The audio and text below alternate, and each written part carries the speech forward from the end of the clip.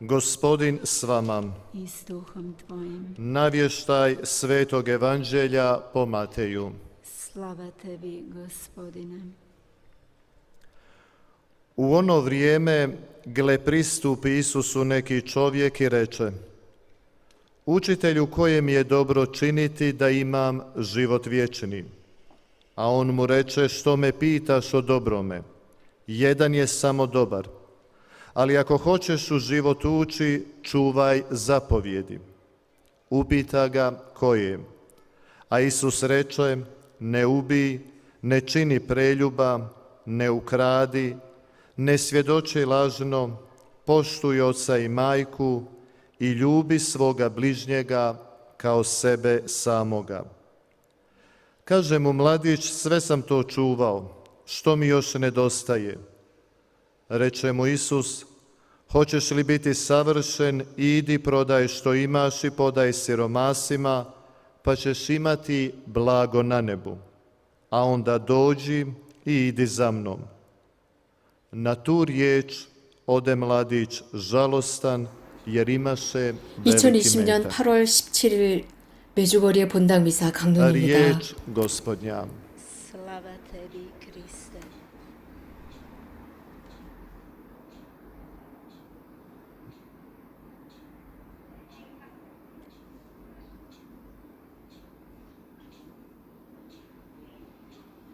Dragi vjernici, 교형자매 여러분, u čovjekovom životu postoje susreti 인간의 koji ne ostavljaju neki 삶에는 poseban trag. 만남들이 있고 아주 Oni se 특별한 dogode i iz 인상을 toga 남기는 susreta 만남이 ne 있습니다. pamtimo gotovo ništa.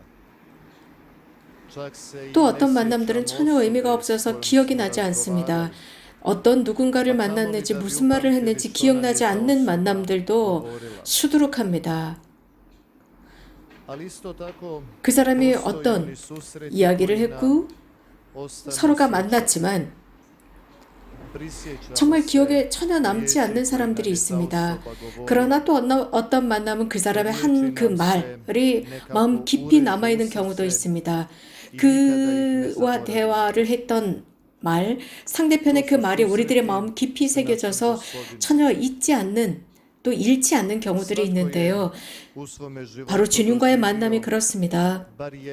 우리들 한 명 한 명이 경험한 것은 자신의 인생을 꾸려가면서 적어도 한 번 정도라도 하느님을 만나고 하느님의 한 말씀이 자신의 삶을 바꾸고 바른 길로 자신의 삶의 길을 전환했었던 경험이 있을 것입니다.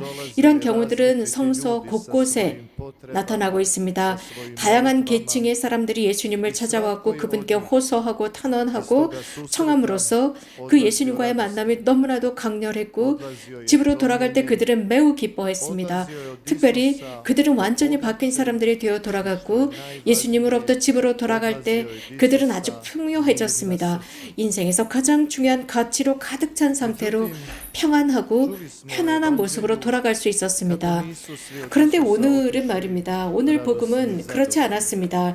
예수님을 만나러 온 젊은이 용감하게 예수님을 만나러 왔습니다. 자신감을 가지고 만나러 온 젊은 청년이었지만 돌아갈 때는 매우 서글프게 돌아가는 아주 특이한 현상입니다. 주로 예수님과의 만남은 기쁘게 돌아가거든요. 그런데 오늘은 그렇지 않습니다. 그는 예수님께 질문을 했습니다. 어떻게 하면 정말 어떻게 영원한 생명을 얻을 수 있겠느냐라고 주님께 물었습니다. 그가 몰라서 물었던 것이 아니었습니다. 그는 예수님 곁에서 더욱 그 예수님을 닮고 싶었고 그분의 삶의 스타일처럼 살고 싶었던 것입니다. 예수님께서 사람과 관계를 맺는 그 모습을 보고 이 젊은이는 확 깨어난 것입니다. 정신이 들어서 삶의 의미에 관해서 자문하기 시작했고 결국 예수님께 묻습니다. 더 잘 살기 위해서였습니다. 자신의 능력, 또 자신의 힘을 인정하고 있었습니다. 또 자신이 가지고 있는 가능성도 그는 매우 잘 알고 있었습니다. 하지만 그에게 있어서는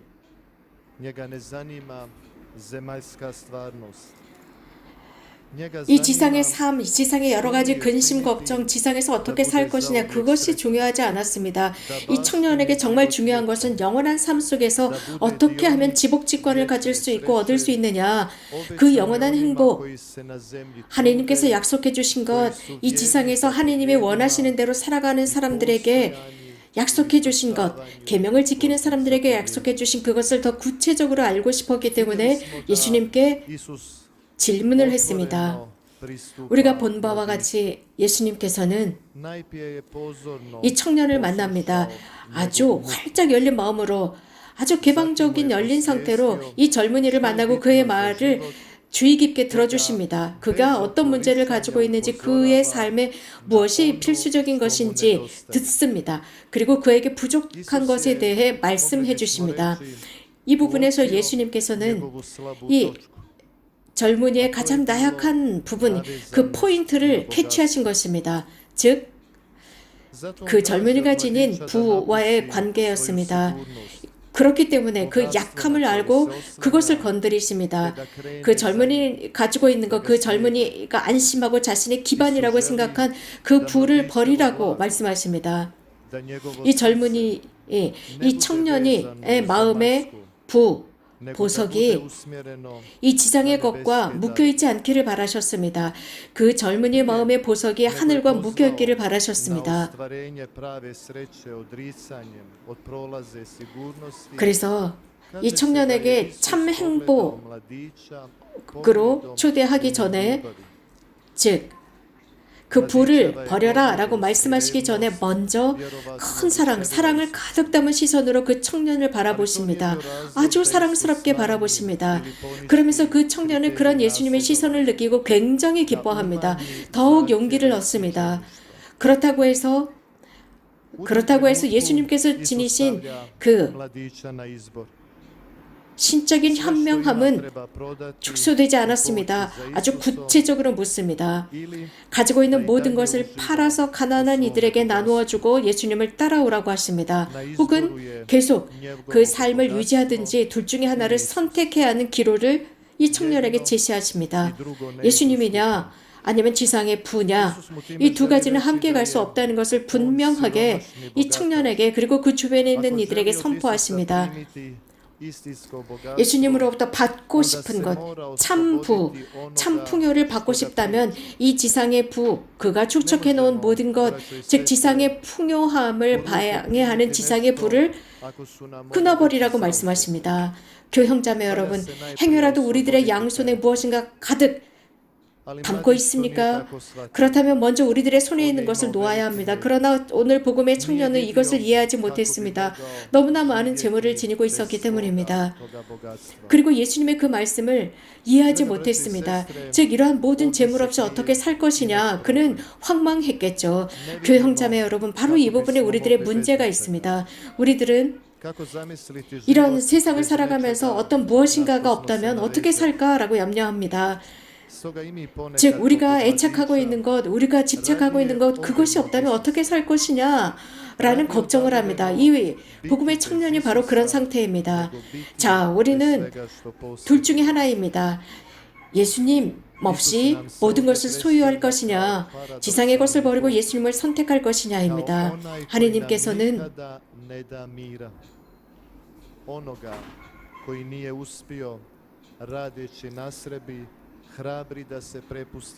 우리들이 지니고 있는 그 희망들, 열망들, 그런데 우리들에게 불안을 조장하는 이런 희망이나 열망들을 버리라는 것입니다.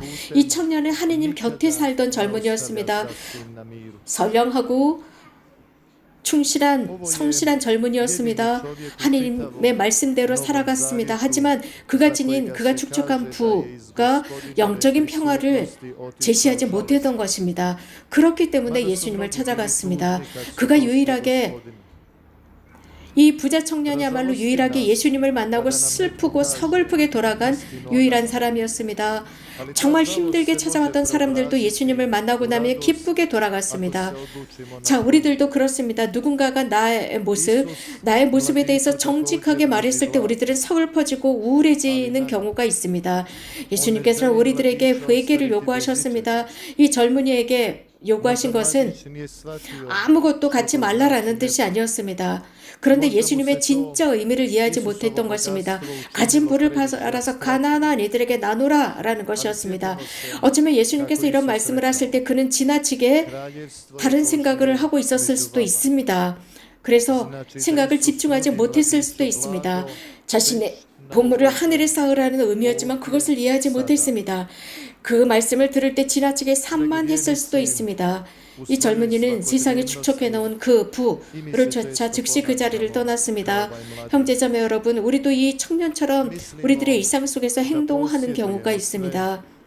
어떻게 하면 모든 것을 소유할 수 있을까 염려합니다. 모든 사람들 앞에서 나는 착한, 선량한 그리스도교 신자로 살아가면서도 돈이 많은 신자이길 원합니다. 그러나 우리가 주님이신 예수 그리스도를 만났을 때 꼭 이해해야 하는 게 있습니다. 우리들의 마음이 어디에 있는지, 무엇을 애착하고 있는지, 정말 우리들의 마음이 예수님을 향하고 있는지, 혹은 우리들의 마음이 지상의 재물과 내가 좋아하는 소위 말하는 우리들의 물질적인 안전함에 가 있는지 잘 식별할 일입니다. 우리가 매번 미사에 참여할 때마다 그 중에서도 우리는 우리들의 주님이신 예수 그리스도를 만납니다. 그분의 말씀을 영혼으로 먹습니다. 그분의 빵을 영혼으로 먹습니다. 우리는 그분의 앞으로 갑니다. 우리들의 이 모습 그대로 숨김없이 주님 앞에 갑니다. 어려움과 걱정과 염려와 서글픈 마음 그대로 주님께 갑니다. 이 많은 문제, 덩어리들을 가지고 예수님께 찾아가는 것이 미사입니다. 교형자매 여러분, 이런 상태로 우리가 미사에 참여했다면 미사가 끝난 뒤에 그 모습 그대로 돌아가지 맙시다. 예수님을 만났다면 우리 기쁜 모습으로 행복하고 만족하고 편안한 마음으로 이 성당 이 미사를 마치고 나가야 할 것입니다. 그래서 주님께서 우리들 안에 들어오실 수 있도록 허락해 드립시다. 우리들을 변화시킬 수 있도록 허락해 드립시다. 그래서 이 세상에서 가장 위대한 우리 마음의 보석은 그분이시라는 것, 그렇게 될 수 있도록 주님께서 우리를 도와주십사 청합시다. 아멘.